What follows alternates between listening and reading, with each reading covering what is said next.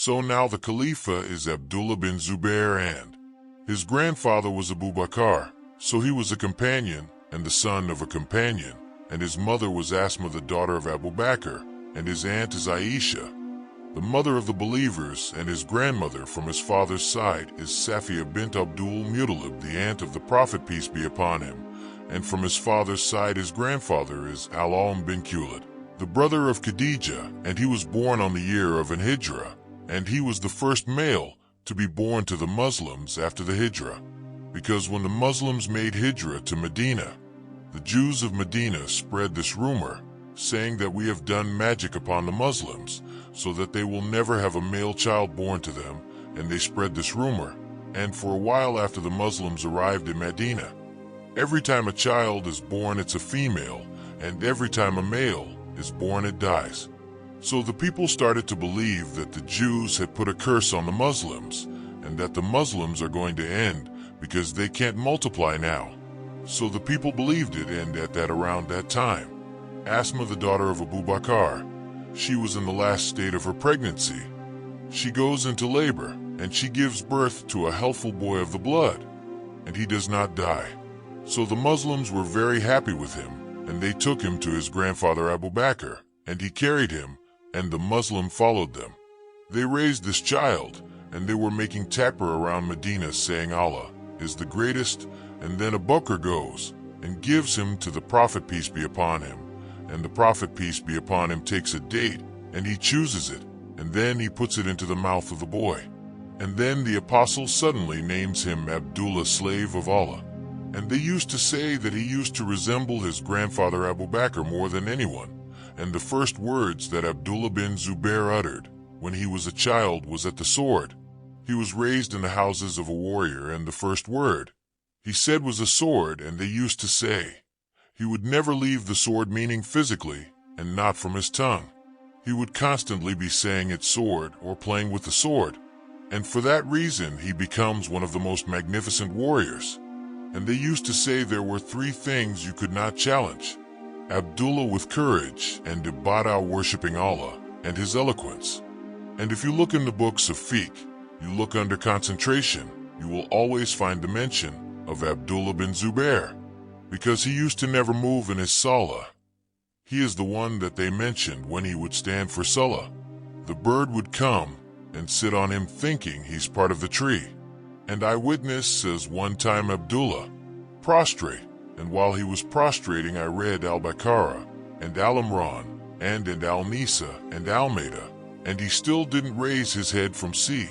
So now B is being given to Abdullah bin Zubair, and he goes to his mother Asma, the daughter of Abu Bakr, and he went to his mother, and she was over 100 years old, and she was blind. And when he entered the room, he gave a salam, and she replied to his salam, and then she asked him, "Where are the men of Al-Hajjaj reached?" And he said, "O my mother, in death I will find peace and tranquility." And then he said, "O my mother, all my companions have left me early, until my own family, and my children have left my side, and I only have a handful of people around me, and the people are ready to give me whatever I want from this world," meaning that they are allowing me to go wherever I want. "What is your opinion, O my mother?" And his mother said, "O my son, you are more knowledgeable regarding your circumstances than me." And then she said, "But I do say that if you know that you are on the truth, then die like your companions." This is her child, and she's telling him that if you are on the truth, then die like your companions died. How long will you stay on earth? Being killed is back.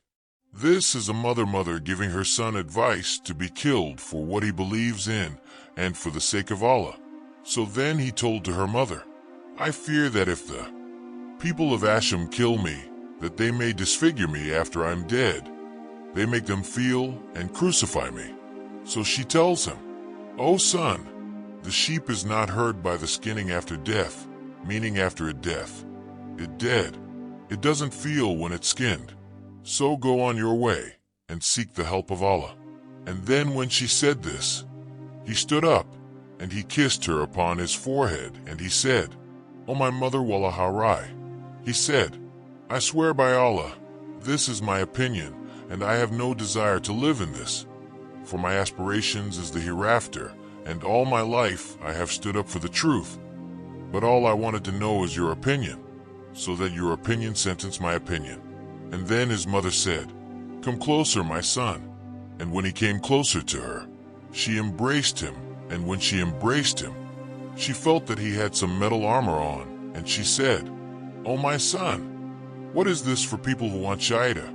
Don't wear this. This is not the action of someone who wants to martyr them, and that's what you want." So he told her, "I only put it on to make you not fear for me, so you would not fear for." So then she says, "Remove it." And then she tells him, "Tighten your clothes, so that your private may not be uncovered." And he leaves saying, he says in either as. He says, "If I know the day I'm going to die, I will be patient upon that." And she hears him, and she says, "Be patient. And inshallah your fathers are Abu Bakr and Zubair, and your mother is Sophia the daughter of Abdul Muttalib." So he goes out to fight, and the narration that on that day Abdullah bin Zubair went out, and he fought like a 1,000 men. And he fights, and all of his friends fight, and they fought until they were killed. His friends, and the one who was defending Zubair the most, and fighting the most fiercely and ferociously, and was the last of his friends to die, was Abdullah bin Muti. And Abdullah bin Muti had run away in the battle of Al-Hara in Medina. We said it was a fierce battle in Medina. He ran away on that day, and this hurt him that he ran away on such a day, and he was fighting. And he was saying, "I am the one who fled during the Hara invasion, and a free man only runs on one occasion." And he refuses to withdraw on this day, the 73 year after the Hijrah, and after he dies. Zubair was fighting by himself, and the narration mentioned that Abdullah bin Zubair from noon until evening he fought. He's fighting alone, and he's 73 years old, and they're not able to kill him, and every time they attacked him, he turned them back. So they said, "I swear Allah, we have never seen fighting such as his. He is equal to a 1,000 men." The enemy was saying he takes the characteristics and his manners, and he is like his father as Zubair bin Awam. So then the time for Salah comes, and he tells them, "Let me pray." So they left him, and he prayed. And while he was praying, some of the dissolves, they took stones, and they threw it at him while he was praying. And some of the stones came, and they flew it right in front of his face, and he never moved. He did not move, not a little bit, to the entire time that he prayed, and the stones came in front of his face, and they came and landed near him, and he never moved. He is the one who is mentioned in the hadith of being focused in your salah, and then the fighting continues, the whole army of Al-Hajjaj against one man. And the whole army fights him from dawn until Maghrib, from dawn until Maghrib. An entire army cannot defeat one man. It shows what kind of a warrior he was. So they started to throw stones at him, and a huge stone struck him on his head, and he fell, and then he was on the floor, and he was still fighting, and then they cut off his leg, and finally they martyred him. And the narration mentioned that when they martyred him, Mecca erupted with crying Subhanallah, the day he was born. Medina erupted with happiness, and the day died. Makkah erupted with crying, and Hajjaj bin Yusuf as Sakafi stood up, and he said, "O people, know that Abdullah was the best of people. But when he rebelled against the Khalifa, then he had to be removed from Makkah. For Adam was best of people, and when he rebelled against the commands of Allah, he was removed from Jannah, and Adam is better than Zubair, and Jannah is better than Makkah." He twisted people. See, the very nature of twisted people is that they would order to give you twisted analogies, and there was no man who was more twisted than Al-Hujjaj. He was the most twisted of people. And then the narration mentioned that Hujjaj, he came to the mother of Abdullah bin Zubair, and he wanted to break her resolve, and he said, "How has Allah dealt with his enemy?" And Asma said these were people who ran scared of death.